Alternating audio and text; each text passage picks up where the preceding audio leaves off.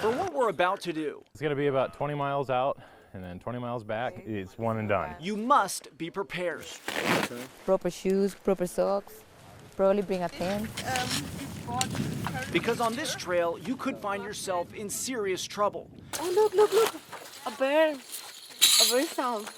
Wild animals, hypothermia, and drowning are real possibilities. It is extremely dangerous coming out here. While the historic Stampede Trail is relatively flat, time has not been kind to this primitive road. And if you plan on using it, You're going to get wet. There's no way you're going to get through this hike with dry feet. Yep. 5 minutes into the hike, despite the group's best effort, And it's funny because people always try to skirt that one and keep their feet dry. wet feet are inevitable. And they stay that way for days. For the first 10 miles, knee-deep mud, Smells really nice too, huh? icy creeks, Oh, it's so cold. It's so cold.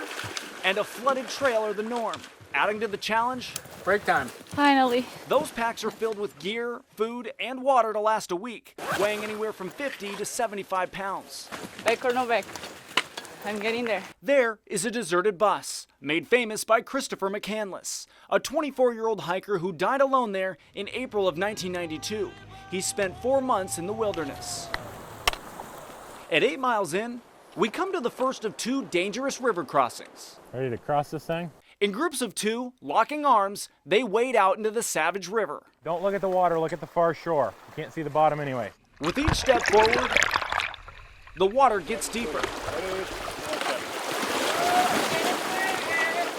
And loose rocks lining the riverbed don't make crossing any easier. Ready, go. Once on the other side, You don't want to crash in the last few feet. It was terrible. He wanted to let me go. Such a bad river partner. I said, if you fall, don't stick to me. thinly veiled smiles mask what lies just a few miles further down the trail. The Teklenika is the largest and most dangerous river crossing on the way to the bus. It's a combination of deep water and fast currents that can sweep you right off your feet.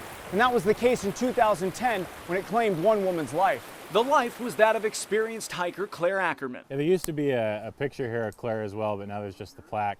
A reminder to all just how dangerous this journey can be. It's important to remember that if you screw up big enough out here, it can still kill you. You know, Chris isn't the only one who's died here. And if people continue to go out there underprepared, you know, this could happen again.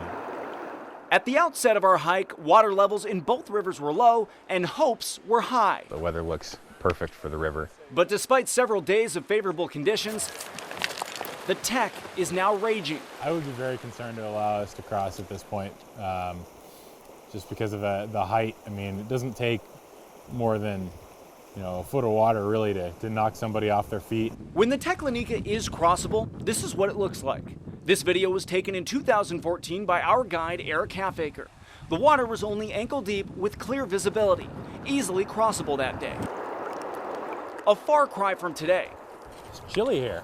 The river is now dark and fast. To get an idea of how deep it is, Eric wades in.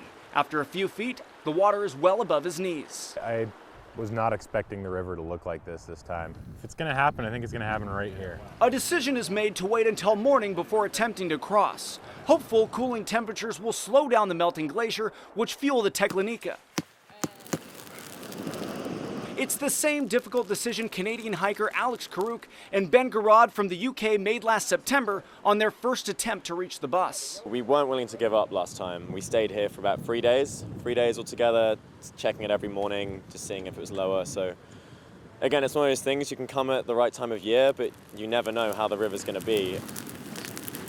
As day turned to an Alaskan summer night, the temperature began to drop.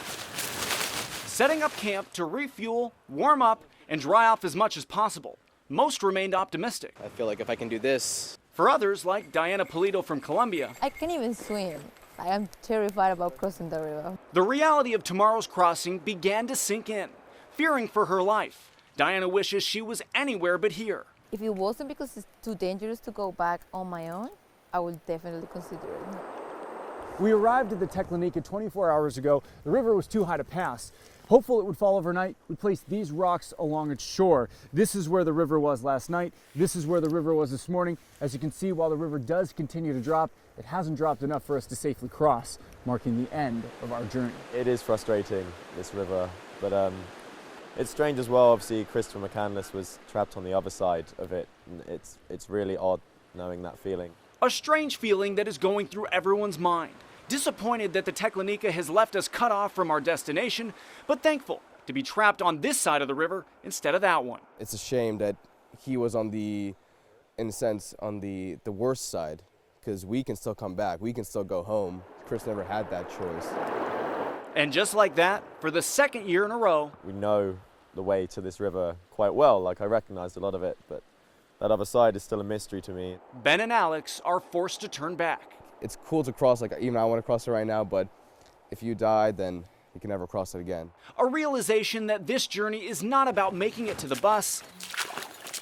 Instead, it's about making it home. Was searching for himself.